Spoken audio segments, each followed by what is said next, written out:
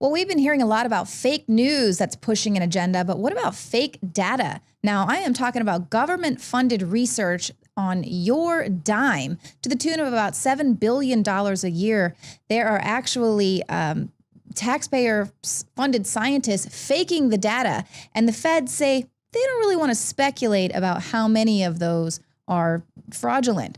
So these are scientists faking their government-funded research. They're defrauding taxpayers.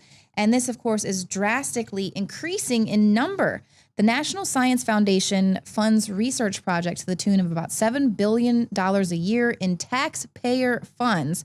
Officials there won't estimate how much goes to cheaters who manipulate data, they plagiarize, and they steal public money. When asked about it, a spokesman said, "We don't generally speculate about how much misconduct is undetected."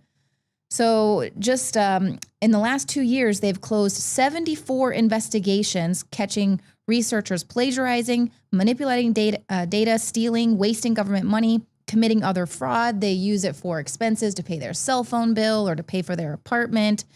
And this is according to the Inspector General of that agency, their internal watchdog. And the case includes researchers who falsified data, plagiarized other people's work, spent money on these personal expenses. So this is data that we are told every single day, oh, well, it's government-funded research, and I'm sure that these are going to be on vaccine safety or big pharma safety. Of course, there was that whole government-funded research into why lesbians are fat. That was on your tax dime as well. But, you know, that's the kind of thing that we are paying for with our tax dollars, and they are not even investigating into how much of that is fraudulent. And yet we're being told again and again that we just need to trust these scientists, trust the research that's coming out. And of course, the fact that we now know that they are plagiarizing, falsifying data in order to push an agenda or to continue receiving those government funds, this is just harming the public's trust even further. Now, this is research misconduct. It damages not only the scientific enterprise, of course, but it's a misuse of public funds.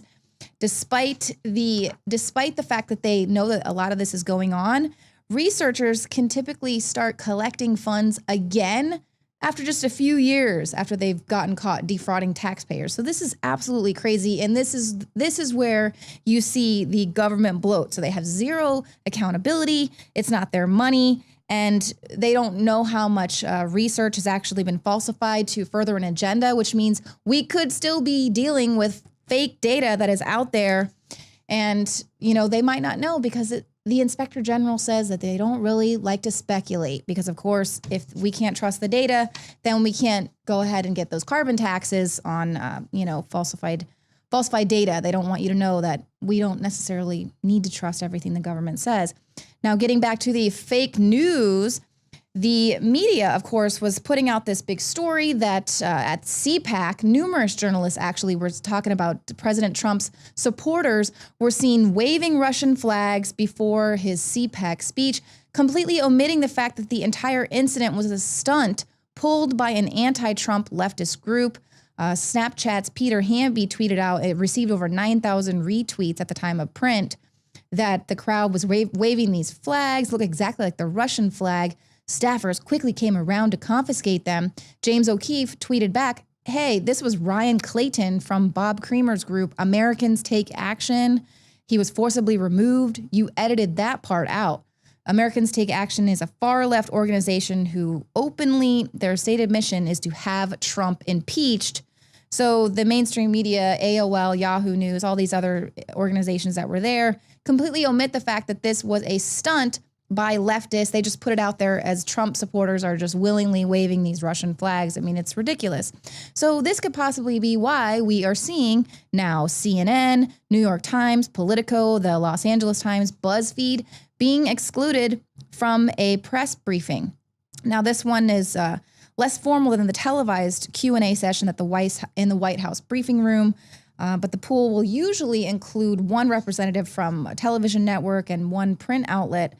In this case, 4 of the 5 major networks, NBC, ABC, CBS, and Fox, were allowed in. CNN was blocked. And then he also allowed in Breitbart News, Washington Times, and One American News Network. So these are more conservative media organizations that are being allowed in.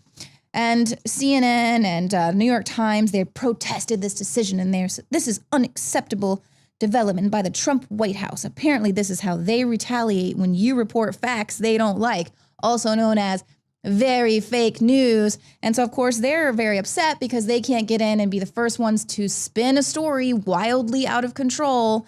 Now, we know that they go on to say free media access to a transparent government is obviously of crucial national interest. Meanwhile, they leave out the fact that they are not free media whatsoever. They are corporate owned. They have massive corporate interests in their stakeholders. Washington Post is like the CIA's go-to outlet. New York Times is owned majorly by Mexican billionaire Carlos Slim, totally biased against Donald Trump. They are not a free press. And of course, you know, if they were, then they would have been saying all this against the least transparent administration ever, the outgoing Obama administration. But they completely ignored that because they wanted to, rub elbows with His Majesty, His Greatness, His Holiness, former President Barack Obama. Now, we know that Project Veritas leaked audio from the secretly recorded CNN tapes, and they announced that they were going to be dropping these WikiLeaks style. 119 hours of it were released, and the investigative journalists there that actually dropped these audio tapes said that they've only gone through a fraction of the tapes. They need the help from the public to better interpret them. There's just so much of this footage. But within hours of this dropping, so here O'Keefe has been sitting on this. They haven't even had time to go through it. But that did not stop the mainstream media from immediately proclaiming that there was nothing to see here, nothing to investigate, nothing juicy. How they were able to go through all this, I am unsure. But what's interesting is that just about the exact same time and with the exact same tone, a lot of publications were saying this exact same thing. Politico, Washington Post, New York Daily News, and others, that there's nothing to see here, folks. Move along, nothing juicy, no news. Now, of course, we've got some writers that are actually going through those CNN tapes, and they say that because it's from 2009, everyone should just move on. Nothing to see here, because obviously there's not going to be anything that has to deal with the current, this most recent presidential election. Getting on that just a little more on how these leaked tapes are ruining people's careers, having the opposite effect of what they're meant to do. It was actually, according to sources, a Today show staffer that leaked the infamous Trump tape that ruined Billy Bush's career. This was the Trump tape where he was bragging about grabbing women by the hoo-ha. It was leaked by an NBC News staffer, and apparently they thought, they were upset that it was taking Access Hollywood too long to put this thing out, so they went ahead and leaked it. But it served a dual purpose. It helped get Bush out of the way because Matt Lauer didn't like him and felt he was a liability. So didn't really end up hurting Donald Trump, but it did end up hurting Billy Bush. But the leaking continues. So the CIA's favorite go-to publication when they want to leak stuff, the Washington Post, they received a memo that was specifically about protecting privileged information. The State Department wrote this anti-leak memo. It was promptly leaked to the Washington Post. It was a 4-page memo from Secretary of State Tex Tillerson warning of the dangers of leaking by State Department employees. It promptly leaked to Josh Rogan, the writer there at the Washington Post. So this is just kind of showing you the relationship between the Trump administration's political appointees and the State Department's professional workforce, who has been in place for years. Obviously, they don't have a very good relationship because there's a memo that says we need to protect and stop the leaks, and they immediately leak it to the Washington Post. It was sensitive but unclassified, so, not technically illegal, I guess.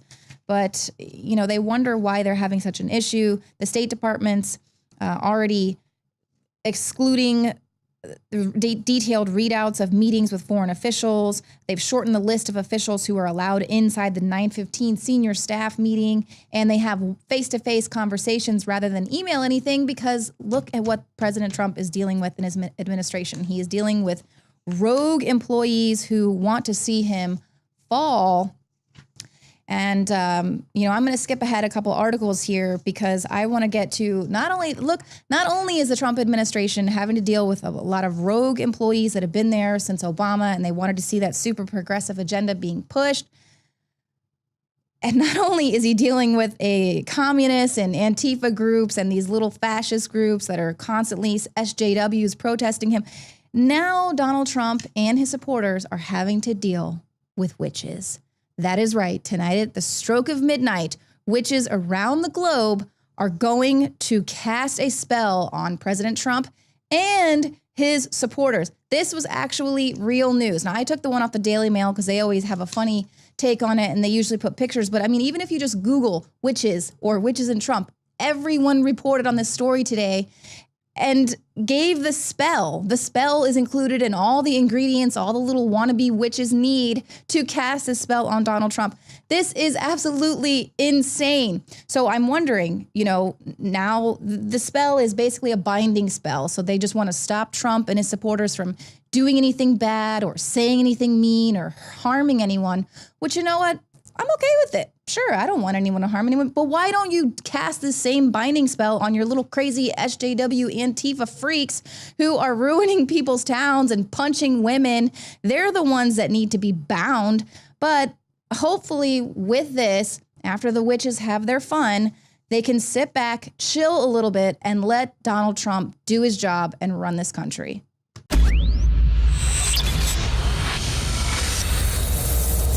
In case you haven't heard, InfoWars has become the most influential media outlet in America. We're making freedom go viral. And now we are proud to announce a new weapon in the epic battle against the globalists. InfoWars Prime, where you can watch live high-definition feeds of The Alex Jones Show, plus exclusive insider videos from the InfoWars crew and behind-the-scenes action. Go to Infowars.com/app and download today. InfoWars Prime is available right now for your iPhone or Android. You will have access to exclusive videos that you can't see anywhere else. And that means live coverage of events and breaking news on location as it happens. You can also take advantage of amazing deals from the InfoWars store that are only available for InfoWars Prime subscribers. That's InfoWars Prime at Infowars.com/app. And if you can hear my voice, you are the resistance.